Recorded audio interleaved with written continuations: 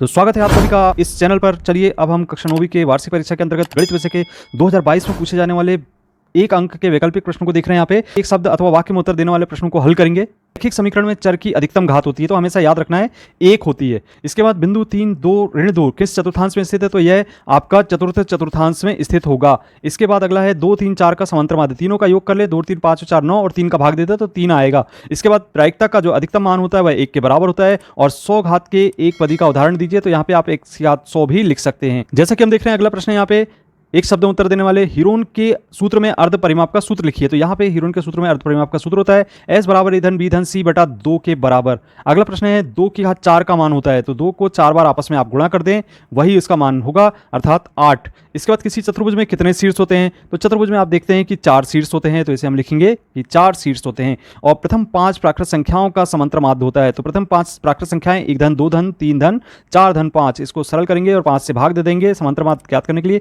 तो 5 से जब भाग देते हैं तो ये कैंसिल हो जाता है 3 बार। तो इस प्रकार से यहाँ पे प्रथम 5 प्राकृत संख्याओं का जो समांतर माध्य है वह 3 होता है। एक सिक्के को उछालने पर चित आने की प्रायिकता, तो कुल परिणामों की संख्या 2 है और अनुकूल परिणामों की संख्या 1 है, तो 1/2 होगी।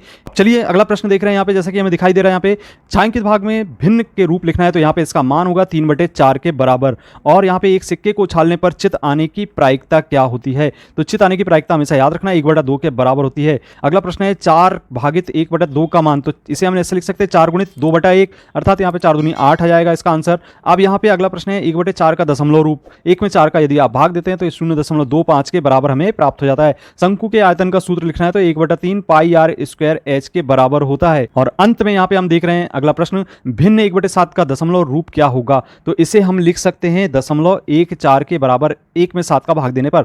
एक द्विघात बहुपद का उदाहरण दीजिए, तो हम कोई भी उदाहरण ले सकते हैं, x² धन 3x धन 5 ले सकते हैं, या अन्य उदाहरण भी आप दे सकते हैं। मूल बिंदु के निर्देशांक आपको पता होना चाहिए, 0 0 होते हैं। इसके बाद अगला प्रश्न है 2 भिन्न बिंदुओं से होकर कितनी रेखाएं खींची जा सकती है, तो एक रेखा खींची जा सकती है। इसके बाद अगला प्रश्न है घन के आयतन का सूत्र लिखिए, तो 1 की घात 3 इसका आंसर होगा। तो इस प्रकार के एक शब्द अथवा वाक्य में उत्तर देने वाले प्रश्न परीक्षा की दृष्टि से महत्वपूर्ण हो सकते हैं। और इसी प्रकार के कंटेंट से जुड़े रहने के लिए आप चैनल को जरूर सब्सक्राइब करें। मिलते हैं अगले वीडियो में, धन्यवाद।